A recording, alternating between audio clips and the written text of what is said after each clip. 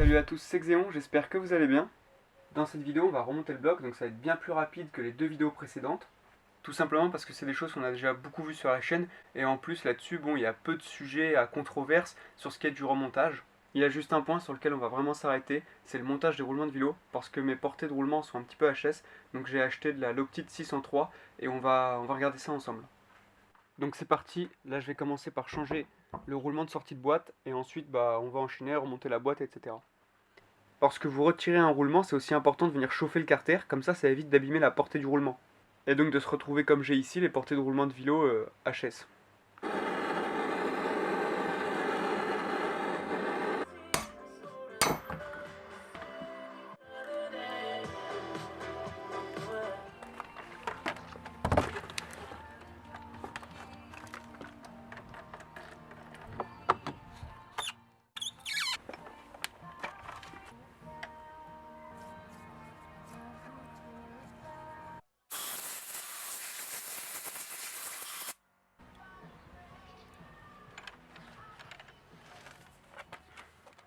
Là, la difficulté sur le remontage de ce moteur, c'est les portées de roulement de vélo qui sont assez usées.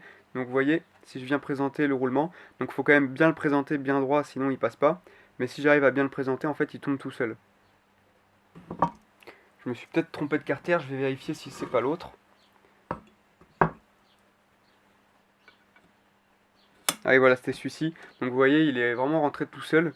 Donc la bague externe, vous voyez qu'elle tourne dans sa portée. Donc ça, c'est mauvais. En fait, en général, un montage alésage arbre tournant, c'est la bague intérieure qui est toujours serrée sur la pièce qui tourne, donc en général l'arbre, et la bague extérieure qui est montée libre en fait, donc comme c'est le cas ici. Mais le truc, c'est que là, nous, nos moteurs, on peut pas laisser ça comme ça, tout simplement parce que les carters sont en alu, donc vous vous doutez que la cage d'acier là, si vous la laissez tourner dans la portée qui est en alu, elle va se faire, la portée va se faire manger, et après le roulement il sera flottant dedans. Donc en fait c'est pour ça qu'ils font les bagues serrées sur ces moteurs. Donc là c'est pour ça que j'ai acheté ce produit, c'est du Loctite 603. Donc le but bien sûr c'est de venir en mettre sur le roulement autour ici, et ensuite de venir le poser, ça va permettre de bloquer la bague. Ce produit, dans sa fiche technique, il montre des courbes de polymérisation avec des jeux entre la portée et la bague extérieure du roulement jusqu'à 0,25 mm, ce qui est quand même beaucoup. Alors que là, nous, vous voyez, bon, faut déjà que j'arrive à le passer, mais hop, et bien en fait, on est sur un jeu qui est inférieur à 0,05, parce que là, j'ai ma petite cale du coup, et celle-ci ne passe même pas, donc la 0,05. Donc j'ai fait tout le tour tout à l'heure avec, et à aucun moment elle ne passait. Donc c'est plutôt un bon point, à mon avis le produit va correspondre à l'utilisation et au jeu qu'on a là. Surtout qu'en fait sur l'autre carter, il y a encore moins de jeux, donc à mon avis on va être bon de ce côté-là. Pour plus de sécurité, certains viennent aussi mettre un petit coup de pointeau, vous voyez sur les bords par exemple ici. L'idéal ça reste vraiment de changer les carters pour éviter tout problème. Bon moi là j'ai pas pu le faire, mais l'abonné va tester comme ça, il va être vigilant. Et s'il voit qu'il y a un souci, que ça commence à avoir du jeu ou quoi, il me renvoie le bloc et puis on fera le changement d'écarter.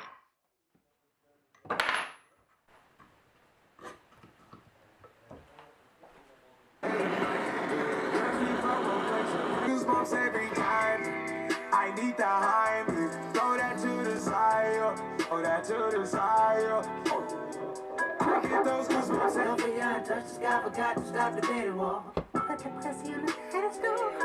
I get those goosebumps every. Cut that I ran to skinny pieces. Now she clean up with her face when all of my baby. You talking about me, I don't see a shit. See you later.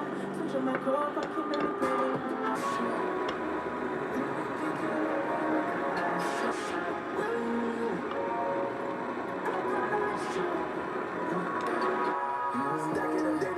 You know you gotta go get it, my nigga. They hating, they sticking, they waiting. Bitches that might be related. H-Town, you got one. All we know. In the hills is all we know. Don't go through the front. Off my head.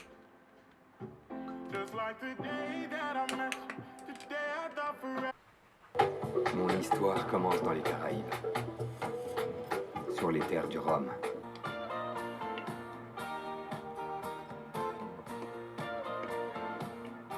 Quelque chose en nous de Tennessee.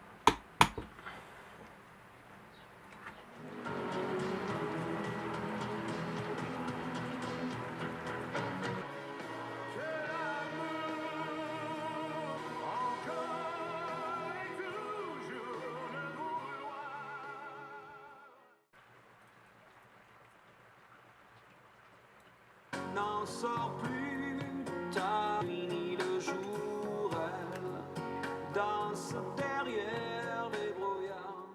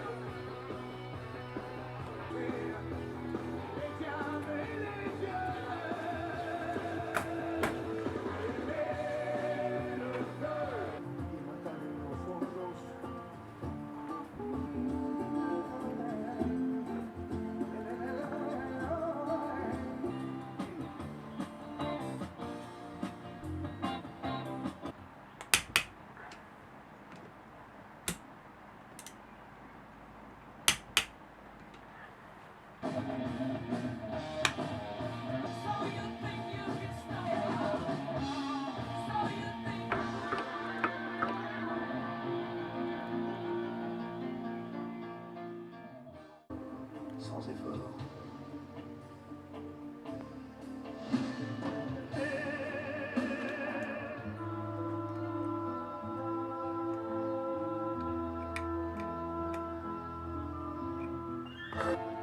À se croire mort et faire l'amour encore, je vais t'aimer.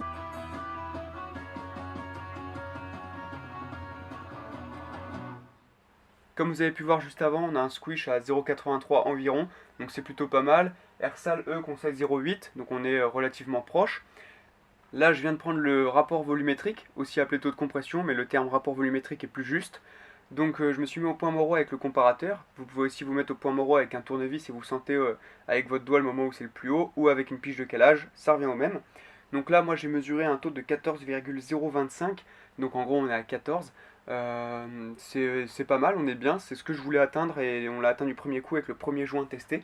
Donc c'est nickel, je vais pouvoir laisser ça comme ça, mais là d'abord on va prendre, avant de refermer vraiment le haut moteur, on va prendre les diagrammes, voir à quel niveau ils sont.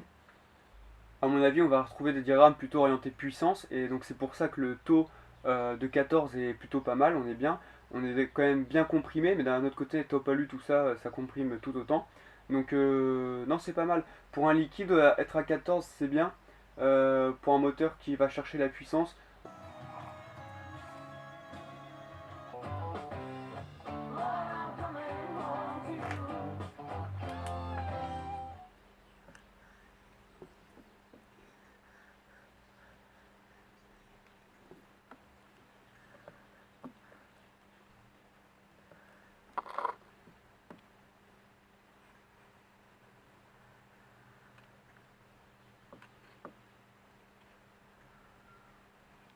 pour ce qui est des diagrammes, à l'échappement, j'ai mesuré environ 197 et à l'admission, sur l'ensemble des transferts d'admission, j'ai mesuré environ 132.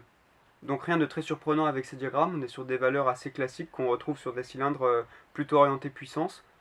Les disques ont trempé toute la journée, je les ai retournés de temps en temps, donc il n'y a pas de souci, ils sont bien imprégnés. Donc je remonte ça.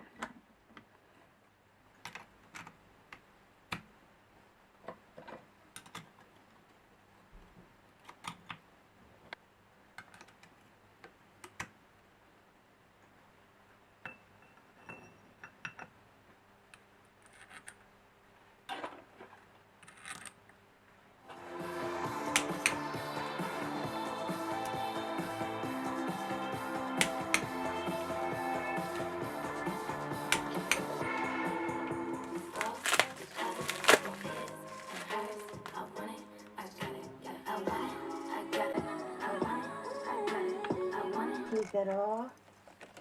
No. I kept my distance 'cause I know that you.